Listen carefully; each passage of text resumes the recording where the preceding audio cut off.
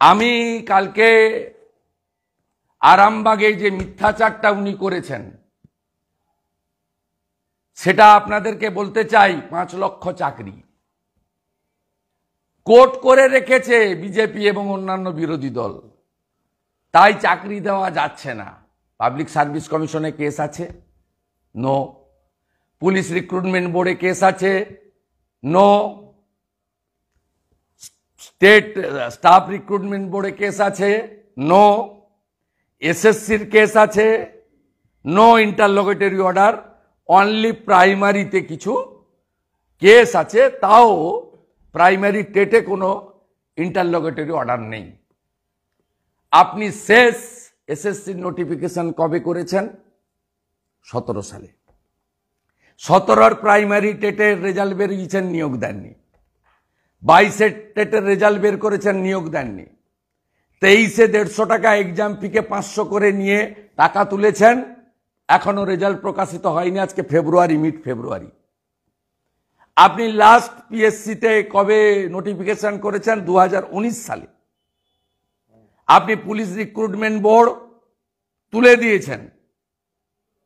আপনি চলে গেছেন civic, village police, green police, ওই 8, 9, 10 হাজার টাকার ওই সামান্য ন্যূনতম, তাতে সংসার চলে না, সেই পদ্ধতিতে, যাতে ক্যাডারও নিয়োগ হয় আর পূর্ণ বেতনও না দিতে হয়।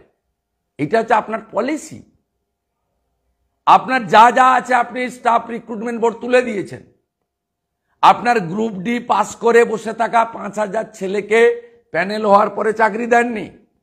আপনি এই বইটা আপনার অর্থমন্ত্রী দিয়েছে, এই বইতে আপনি 5 লক্ষ চাকরি দেওয়ার জন্য প্রভিশন করেছেন।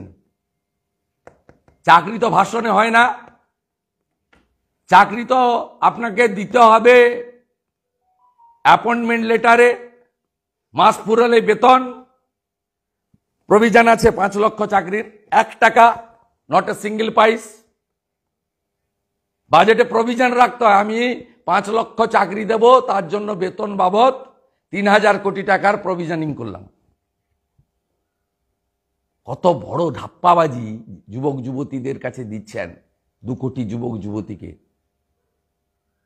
আপনি বলেছেন 50 দিনের কাজ দেব, কর্মশ্রী না কর্মসাথী, টাকার প্রভিশন করেছেন, 1 টাকা দিয়েছেন বাজেটে।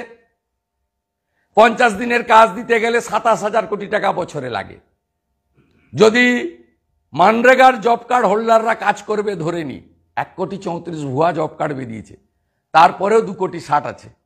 2,60,00,000 লোককে 50 দিনের কাজ দিতে গেলে বছরে লাগে 27,000 কোটি টাকা। আপনি 27 টাকা দিয়েছেন। মানরেগা আইন এনেছিল লোকসভাতে, সংবিধান সংশোধন হয়েছে, আপনি এখানে 50 দিনের কাজের কর্মশ্রীর আইন এনেছেন, প্রভিশন করেছেন। আর যা প্রতিশ্রুতি দিয়েছেন সেই প্রতিশ্রুতিগুলো কোনোটা মে মাসে, কোনোটা মে মাসের পরে। কেন? আপনি জানেন যে এপ্রিল আর মের ফার্স্ট উইকের মধ্যে নির্বাচন শেষ হয়ে যাবে। টুপিটা পরিয়ে ধাপ্পাটা মেরে আমাকে নির্বাচনে জিততে হবে, নইলে সিঙ্গেল ডিজিটে চলে যাবে লোকসভায় টিএমসি। সিঙ্গেল ডিজিট মানে 10-এর নিচে। তাই এই মিথ্যাচার। আমি পশ্চিমবাংলার জনগণকে, রাজ্যের পুলিশ মন্ত্রী, স্বরাষ্ট্রমন্ত্রীর বিধানসভার ভূমিকা তুলে ধরলাম। 5 লক্ষ চাকরি আর 50 দিনের কাজের গ্যারেন্টির প্রোগ্রামে 0 প্রভিশন বাজেটে, 1 টাকারও কোনো ব্যবস্থা নেই। এই মিথ্যাচারের বিরুদ্ধে আমার আজকে ফেসবুক প্রেস কনফারেন্স।